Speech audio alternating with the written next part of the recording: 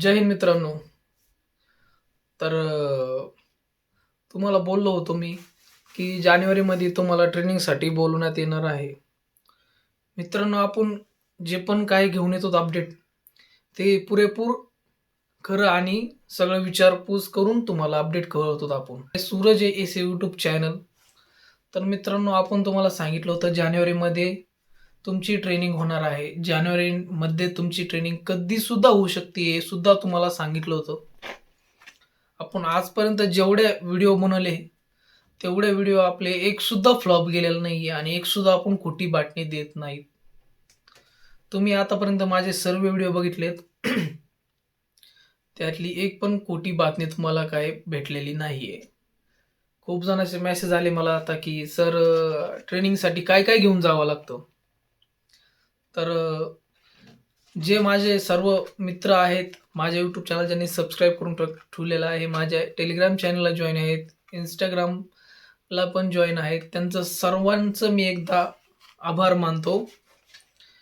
असाच सपोर्ट करत चला मित्रांनो. आपण असेच MSFच्या पुरेपूर अपडेट घेऊन येतो आणि इथून पुढं आपण पोलीस भरती आणि आर्मीविषयी पण थोडी माहिती अपलोड करणार आहोत. त्या भरतीविषयी पण रिलेटेड अपलोड करणार आहेत. कारण की मी पण आर्मी भरती केलेली आहे. मी पण पोलीस भरतीच करतो. ह्याच्या रिलेटेड पण आपण व्हिडिओ अपलोड करत चालणार आहेत.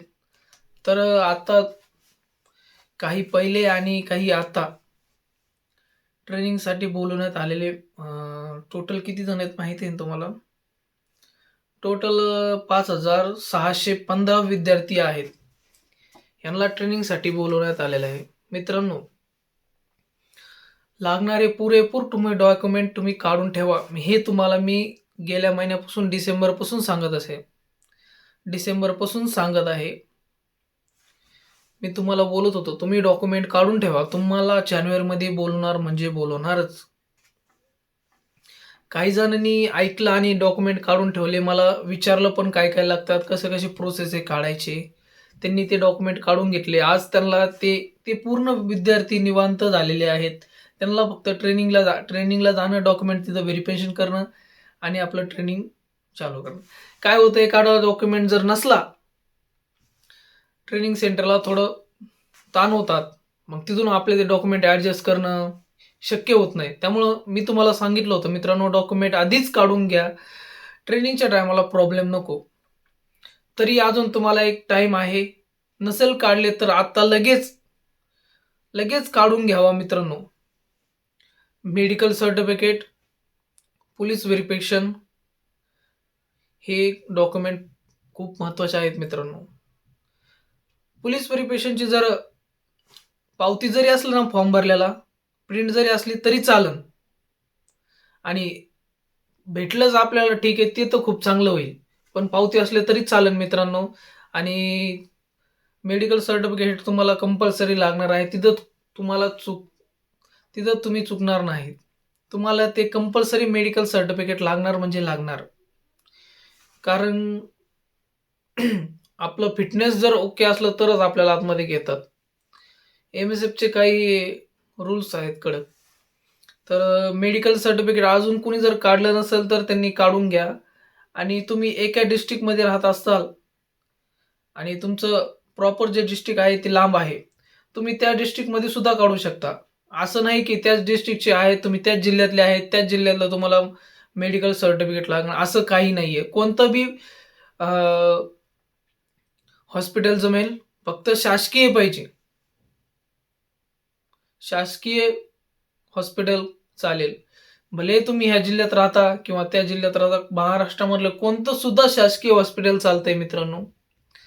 तर आपल्या बातम्या जेवढ्या आपण काही माहिती घेऊन येतो ते पुरेपूर खऱ्या बातम्या असतात आणि आपल्या YouTube चॅनलवर नवीन असाल तर आत्ताच चॅनलला सबस्क्राईब करून ठेवा मित्रांनो.